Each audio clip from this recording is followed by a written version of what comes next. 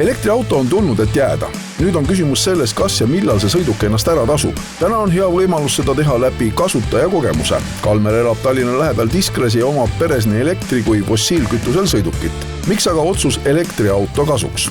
Ja ma olen juba väga pikka aega jälginud seda ja kui me tulime siia uude kodusse, et siis oli see esmane eesmärk, et number 1 oleks kodulaadija, number 2 oleks enda elektriauto.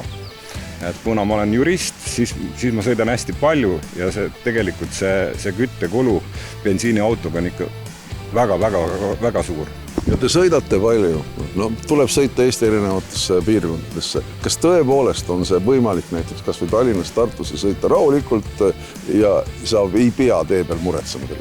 Ei pea, selle auto sõiduvälp on üle 400 kilomeetri, et ma toon teile ühe näite, et ma olen sõitnud selle autoga täpselt 2,5–3 euro eest Tartusse, et see on nagu müstika.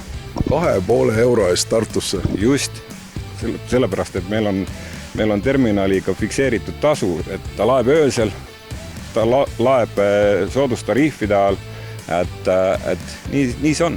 No teine auto on teil ka peres olemas ja see on ikkagi sisepõlemismootor. Kui suur see siis ikkagi vahe näiteks, ütleme, kuus nendel kuludel on? Ma võin teile kohe kindlalt öelda, et eile sain ma just arveterminalist, et see on ikka märgatav. Kui elektri peale kulub meil alla 100 euro, siis näiteks bensiinimootoriga auto, et selle kulu on ikkagi mingisugune 500 eurot kuus. Terminal Energia paketis saab kergelt raamatupidamislikult eristada ka töösõiduks kasutatavat elektrit.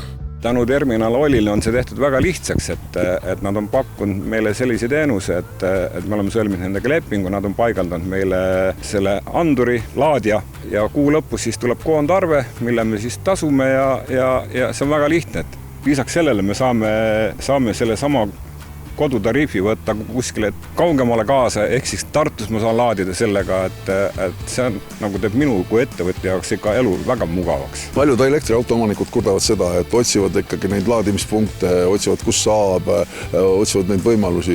Kui hästi teie meelest on see laadimistaristu praegu ikkagi Eestis välja kujunenud põhipiirkondade vahel ja kuidas ütleme siin selles kontekstis terminal tundub? Tegelikult on see väga hästi, et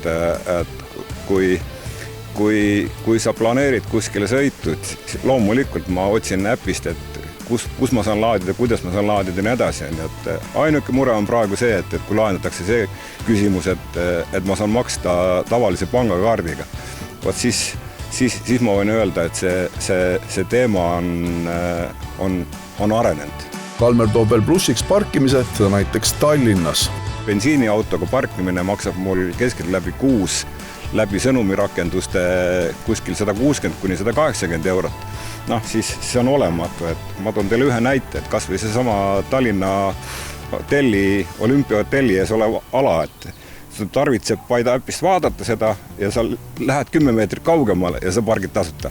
Terminal Energia on väga laialdaselt propageerimas kodulaadijaid. See annab tarbijale veel suurema vabaduse.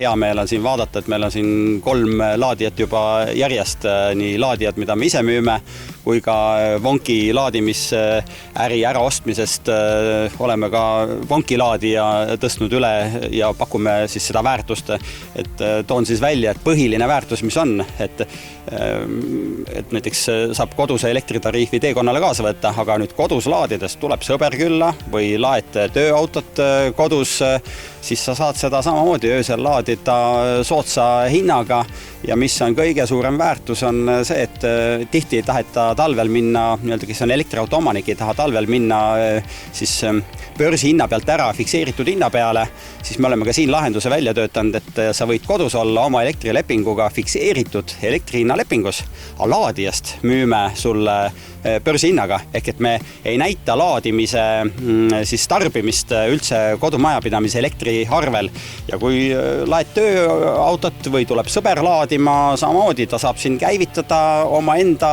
pangakaardiga, maksab äpis ja see ei sisaldu sinu kodusel elektriarvel ja tööandja jaoks, mis on nagu eriline väärtus, on see, et kui kujutad ette, et me peaksime tagantjärgi kompenseerima eraisikule tema elektrikulud, sealhulgas ka käibemaksu, siis see on kõige suurem väärtus tööandjale, et me võttes maha selle laadimise kulu juba majapidamise sisse tulevast elektriarvest, ei lähe käibemaks kaotsi. Muidu tekib sinna nii-öelda topelt käibemaksu efekt ja kui me võtame selle kulu juba kodusest elektriarvest maha, siis tööandja võidab selle, et ei maksa topelt käibemaksu. Aga veel üks tähelepanek. Kõik need Wonki kliendid, kes on Wonkilt kunagi laadi ostnud, aga tal puudub nii-öelda Wonkiga teenuse leping, kuna seal teenus peal ei olnud, siis selleks piisab ainult sellest, et kirjutada müük kätte e-terminal.ee ja me võtame ühendust ja paneme selle sama teenuse siis klientidel tööle ja see on imelihtne. Mitte midagi keerulist ei ole. Nupuvajutus, väike ümberseadistus, 10 minutit tööd ja ongi tehtud. Terminal Energia paigaldab samuti kodulaadejaid läbi oma koostööpartnerite.